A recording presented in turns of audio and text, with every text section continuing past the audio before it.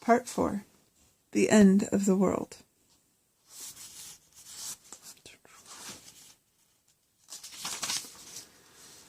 St. Casimir was not an unstoppable soldier. When he was a teenager, his father ordered Casimir to lead the army of Poland to conquer Hungary. Some Catholic scholars claim Casimir refused to do it. They say Casimir did not refuse because he was afraid. Casimir refused because he thought it was unjust to go to war against Hungary. Some historians claim Casimir, who was only 13 at the time, went to war, but was defeated. Hungarians may have masturbated less often than Polish boys. This is probably true. Casimir's father punished him for not going to war. It is difficult to imagine how you could have punished a boy for not going to war. It's kind of like punishing a boy for skipping dinner by giving him cake. In order to resist sexual temptation, Casimir wore a hair shirt, which was something coarse and irritating that was made from goat's hair. Devout people like Casimir would wear this garment as underwear so it would rub against their skin. The only purpose of a hair shirt is to cause injury and pain. Some historians claim that St. Casimir may have worn his hair shirt in direct contact with his penis. Hair shirts work like dynamos. Nobody makes hair shirts nowadays. We, the New Humans. I told Shan Collins everything that night. I told her about what happened at Grasshopper Jungle. I said Grant Wallace and the Hoover boys had broken into the place looking for alcohol, that Robbie Breeze and I should not have been there, but we were. I told Shan Collins that we found inside Johnny McKeon's office and how Tyler Jacobson dropped the glass universe and spotted what we knew was 412E all over the alley from behind attic to cellar consignment store. This is what I said to Shan Collins. Robbie Breeze drove me out to Waterloo so we could look into the future. We went to the Tally-Ho, where a homeless man we called Hungry Jack stepped in front of the path of a speeding Dodge truck, and then this horrible creature hatched out of his body and ate him. Shan had to go home. It was late. Shan changed out of her Eden Project's jumpsuit. She could not go home dressed in a strange uniform. Wendy McKeon, Shan Collins' mother, was one of those types of mothers who paid attention to things like what their children were wearing when they left the house. Wendy McKeon would ask questions, and we did not want anyone to know about Shan's silo. Nobody knew anything at all about Eden.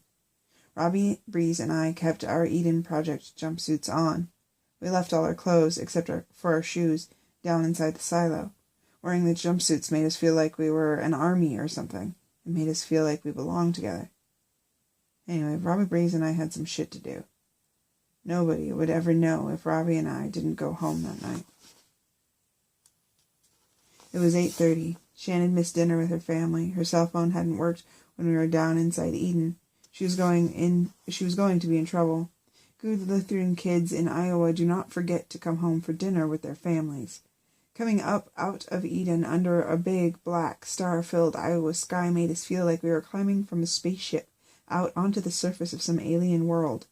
Everything was different. We were new humans.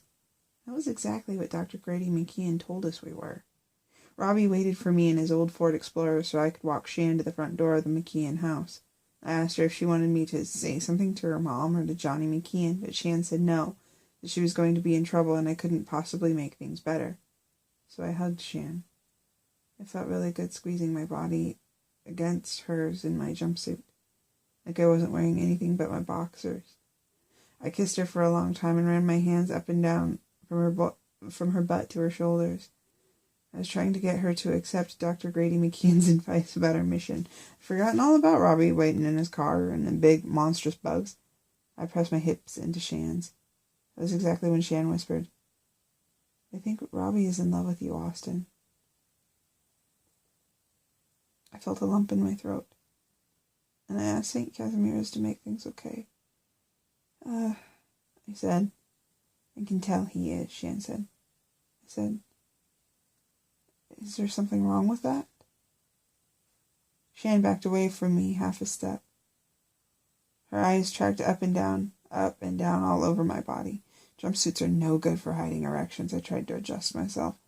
Shan said, "Is there something wrong with that? Don't you think there's something wrong with that, Austin? I said. I honestly did not think there was anything wrong with Robbie Breeze being in love with me. I was probably wrong about that. Shan said, Have you guys ever done anything? I felt the blood draining out from every part of my body. It felt cold and wiggly. What do you mean? Like skate? We do lots of things, I said. I do not lie. It is my job it is my job not to ever lie. I wanted a cigarette. Have you ever kissed Robbie? Shan said. I had to tell her. I love Shan, and I do not lie. Yes, I said. Oh, Shan said, a real kiss. Yes, I said. I looked away. I was suddenly aware that Robbie was waiting. I could hear the clunk, clunk, clunk of the old Ford's engine. Shan backed up against the front of the door. Then Shan said, Have you and Robbie ever had sex with each other? No. I did not lie to her. Come on, Shan, please. I said, You know I am totally in love with you. Shan looked as though I had just kicked her in the stomach. She did not say another word. She went inside and closed the door behind her. I heard the sound of the deadbolt turning within the door's locking mechanism, and that was my day. You know what I mean. What was it going to do? The end of the week was nearly 1 week old. The end of the world was nearly 1 week old. And the end of the world was nearly 1 week old, and only 3 people in Ealing knew about it. Me, Robbie Breeze, and Shan Collins. Last legs. Robbie slid a pack of cigarettes across the top of the dashboard toward me when I climbed into his car. He did not say anything. I did not say anything. Robbie could tell something else had gone wrong. Another something else. Robbie always knew everything about me. I lit a cigarette. The engine clunked and clunked. This car is on its last legs, I said. Davy Crockett and Daniel Boone never wore coonskin caps. Robbie took me home. I needed to get my history books and Ingrid, too. I wanted to take Ingrid with us to Eden. Maybe I was crazy with grief. Maybe all the shit, thinking about my brother Eric, my grandfather Felix, and his lost and sad father Anserge, poor Herman Weinbach, who loved him, Saint Casimir, the Shan Collins, and a talking European starling named Baby. Playing all of those thoughts through and through the reel-to-reel between my ears made me feel like I was all alone and standing on the edge of a razor blade. Robbie played one of his father's old cassette tapes in the Explorer. We listened to Exile on Main Street. And the car shuddered past Curtis Crane Lutheran Academy, which was located in Ealing, Iowa, on Main Street. So, you want to tell me about it, Porcupine? Robbie said. I knew what Robbie was talking about. I played dumb anyway. I said, Tell you what, Rob. What happened between you and Shan back there? That's what. He said, Oh. Nothing. History does show that nothing means a hell of a lot more than nothing when teenagers talk. In this case, Robbie knew that it meant that I did not want to talk about it, so he left me alone. Robbie Breeze was such a good friend. It was awkwardly quiet inside my empty house with Robbie Breeze that night. It was one of those exceedingly dumb moments where I did not know whether I was supposed to actually say something to him. I felt myself wanting to act like an asshole to Robbie again, so I closed my eyes and asked St. Casimir's to help me shut the hell up. Ingrid came bounding for the door as soon as we were inside. She ran out into the nicely mowed front yard. I left the door standing open, a kind of message to anyone passing by that Robbie Breeze and I were not conducting experiments inside my house while my parents were gone.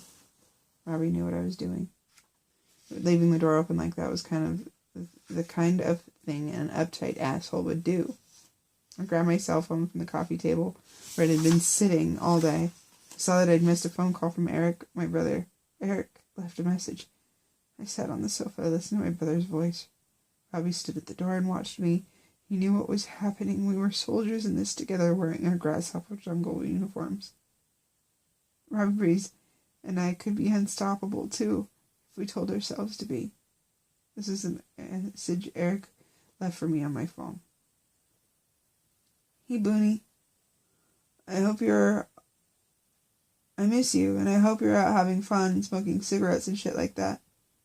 I wish you were here instead of Mom and Dad. I'm sorry if I scared you or anything. I'm going to be okay, Booney, I promise. You be okay, too. I'll see you soon. When I was 9 years old, Eric was 15, my family took a trip to Nashville, Tennessee. I still do not understand why we went to Nashville, but I do remember that my mother and father enjoyed the trip quite a bit. Because Eric was a teenager, my father and mother would go out at night and listen to music. They felt comfortable leaving my brother and me alone in our hotel. Eric was mature and sensible enough at 15 to take care of me. These days, mothers and fathers end up in jail for doing shit like that. At least, you frequently hear terrible stories about what happens to kids left alone in hotel rooms, even if the kids happen to be sensible and mature. While we were in Tennessee, my father bought me a fake coonskin cap, which I wore for so many continuous days and nights I began to develop a bald spot on the back of my scalp. My bald spot was right below the place on the cap where the plastic button had been stitched to the inside in order to secure the fake raccoon tail. This coonskin cap was a souvenir from a place called Crockett Land. This coonskin cap was made in China. Richard M. Nixon, President of the United States, brought some unstoppable corn to China in 1972. He used the unstoppable corn to dissolve Prime Minister Chow En-lai's balls. To my knowledge, my fake coonskin cap did not adversely affect my balls. Crockett Land sold souvenirs that cashed in on a man named Davy Crockett, who was a frontiersman from Tennessee. Eric started calling me Booney that summer when I was 9, and he was 15 because he said I looked like Daniel Boone, who was also a frontiersman from Pennsylvania. History shows that neither Davy Crockett nor Daniel Boone ever wore coonskin caps, but movies made people believe they did. Meriwether Lewis wore coonskin caps, however. I was happy my brother did not start calling me Meriwether. I do not know if movies ever showed Meriwether Lewis wearing a coonskin cap. When you think of exciting movies about frontiersmen, you tend to think about Daniel Boone and Davy Crockett, as opposed to some guy named Meriwether. Movies made people believe a lot of shit about history. Robbie and I believed what we saw in Eden Orientation series. It was the truth. There were 2 prostitutes who lived at the same hotel in Nashville where we stayed. One night, Eric and I were playing catch with foam rubber football out on the balcony that connected all the rooms on the 3rd floor. It was the floor our room was on. We said hello to the prostitutes. The prostitutes were named Tiffany and Rhonda. I do not know their last names. History shows that a lot of prostitutes do not necessarily need last names. Tiffany had hair the color of whipped sweet potatoes and skin like creamy hot cocoa. Rhonda had lemon meringue hair and always wore lipstick the color of cotton candy. Eric knew that what Tiffany and Rhonda were doing. I thought it was curious how my brother would watch Tiffany and Rhonda come and go, and how Eric always acted so nice and proper towards them. The girls winked at us both, and sometimes Tiffany, who was quite fat, would comb her hands through Eric's hair and flirt with him suggestively, and rub the back of my neck with her thick, warm fingers. Tiffany and Rhonda were very nice. On the 3rd night, Eric went into Tiffany and Rhonda's room with them. Eric left me alone on the balcony for nearly an hour. It may have been more or less than an hour.